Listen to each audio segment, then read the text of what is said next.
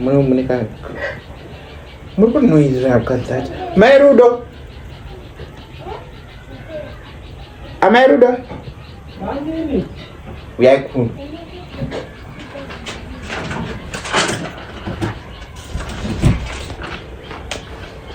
Baba mkuru mamgazi.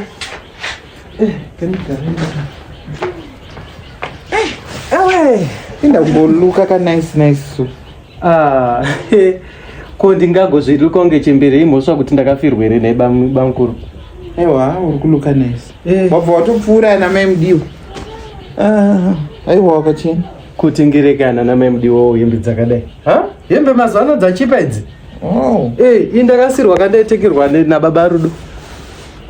Aiwa uri kuluka. Kumbopfeka ndangariro kamunongozvizivo zvakaoma kana zvekufirwa. Amai Rudo. Bam. Unoziva kuti hope dzandongorota mazuva ano so. Ameno ndongorota tingori tese. Tikambofamba tombokwira mahachi. Tombokwira katreni. But ndiri kuona ndinewe. Tiri tese semhuri kana kuti mama. Inini newe. Ndobva tambonopinda mumvura chinenge chisort of jacuzzi.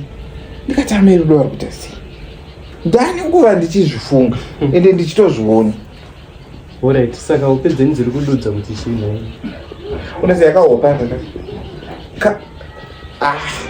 ndakamboti ndiende kuna Fata. Ndikati aiwa Fata hazvizobuda. Anenge akuziva zvese.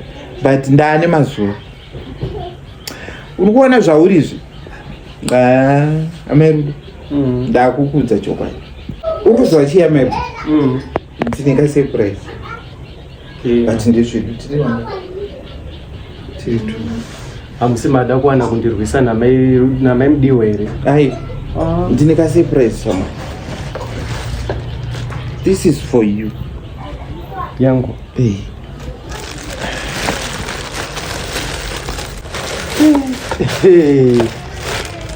Roron. Perfume. Idzi ndo dzevanhu vemuTV idzi. Bamukuru madzitenga kupi? Order online. Zveshuwa Amai Mudiwa ozoona muchindiitira zvese izvi vanoti chiinazvo. Vatori nazvo zvakapfuura izvi. Vanazvo? Maita henyu? Maita henyu? Ndofunga munin'ina achingokona ari pasi apa anongofara achiona muchigona kuchengeta kudai.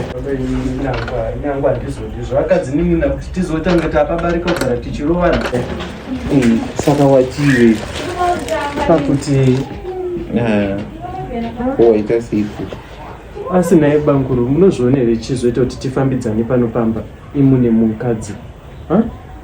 Zveshuwa akadzinin'ina kuti hatizogari panapa taakurwa everyday. Chamani zvekurwa zvaiva kudhara. Mazuva ano kwaane new curriculum. Kana kuzvikoro chaiko kune ma new curriculum. Hauzvizive here?